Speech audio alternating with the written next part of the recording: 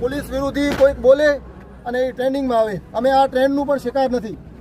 અને બીજો એક ટ્રેન્ડ ચાલી રહ્યો છે કે પોલીસ વિરોધી જે પણ બોલે એને ગમે કેસમાં ફિટ કરી દેવામાં આવે છે. અમે એ ટ્રેન્ડનું પણ શિકાર નથી. અમારા ઉપર એક પણ આજ સુધી એનસી કેસ પણ નથી થયો.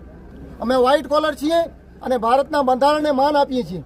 પણ અફસોસ ત્યારે થાય છે જ્યારે હાજીપીર રોડ છેક સંઘર્ષ કર્યા બાદ જેમ તેમ રોડ મંજૂર કરવામાં આવ્યો.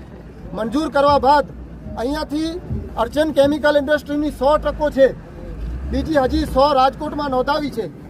આ 200 ટ્રકો જ બંધ કરવા નથી માંગતો. ટ્રાન્સપોર્ટ સાથે અમે સહયોગ કરી શકીએ છીએ, ટ્રાન્સપોર્ટવાળા અમારા સહયોગ આપી શકે છે, પણ કંપનીઓ મોટીઓ સહયોગ નથી આપતી. એને કચ્છનું પોલીસ પ્રશાસન, કચ્છનું જિલ્લા કલેક્ટરની કચેરી આ અર્ચન કંપનીને છાવરે છે, જેના લીધે આજે આ પરિસ્થિતિ થઈ છે કે વિસ્તારના લોકોને રોડ ઉપર આવવું પડે છે. હકીકતમાં રોડ માટે રોડ ઉપર ના આવવું પડે, આ ગંભીર બાબત છે. અમે કોઈ અહીંયા સીન સપાટા કરવા માટે રોડ ઉપર નથી આવ્યા. અમે અમારા એકદમ જરૂરી પ્રશ્ન, આ ભારત પાકિસ્તાન બોર્ડરને જોડતો રોડ છે. પાકિસ્તાન સાથે ક્યારે પણ સંઘર્ષ થાય તો આ રોડ કામ આવે છે. એ જ રોડ ઉપર જ્યારે મિલિટરી ચાલતી હોય અને આ રોડ ઉપર અર્ચનની કંપનીની ટ્રકો, આટલી ભયાનક સ્થિતિ છે કે હમણાં 2 દિવસ પહેલાં ત્યાં કોન્ટ્રાક્ટર મને મળ્યો તો કોન્ટ્રાક્ટર કે આમાં કેવી રીતે કામ કરવું.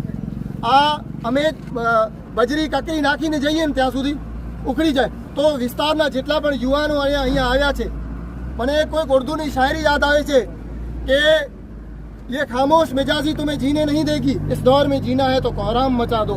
વિરોધ પ્રદર્શન પાછો અધિકાર હે, એ વિરોધ પ્રદર્શન કરવું જોઈએ. અને પોલીસ પ્રશાસન જે અહીંયા આવ્યા છે, આ બધા અધિકારીઓ છે, એમાં એકને પણ એ ખબર નથી કે મુદ્દો શું છે. એ કાનૂન વ્યવસ્થા જાણવા માટે છે. કાનૂન વ્યવસ્થાની સૌથી મોટી કોઈ ધજ્જિયા ઉડાવે છે તો આ ટ્રકો ઉડાવે છે. તમે જોઈ શકો છો હાજીપીરથી કરી છેક નેસલપર સુધી ઠેક ઠેકાણે મીઠાના ઢગલા જોવા મળશે. આ મીઠાના ઢગલા કેવા છે અને ઠેક ઠેકાણે દારૂના નશામાં ડ્રાઇવિંગ થઈ રહી છે, એ પોલીસને નથી દેખાતો. અમે રોડ માટે આંદોલન કરીએ, રોડ ઉપર આવીએ ત્યારે સૌથી પહેલા પોલીસ આવે. રાતના 11 વાગે ફોન કરે કે પ્રોગ્રામ શું છે. અરે ભાઈ, ક્યાં આતંકવાદી પ્રવૃત્તિ કરવા નથી આવ્યા? રોડ માટે રોડ ઉપર આવ્યા છીએ, બનાવી લો તો ના આવીએ. આવા પ્રશ્નો છે જેના માટે હમણાં મારી આરએનબીના એક અધિકારી સાથે વાત થઈ. આ અધિકારીએ એમ કીધું છે કે સોમવાર સુધી જાહેરનામું બહાર પડી જશે. કાલે શનિવાર સાંજ સુધી અથવા સોમવાર સુધી કન્ફર્મ જાહેરનામું બહાર પડી જશે. તો હવેનું કાર્યક્રમ આગળનું એ છે કે સોમવારના જિલ્લા કલેક્ટર સાહેબ ભુજને અમે ત્યાં રૂબરૂ મળશું.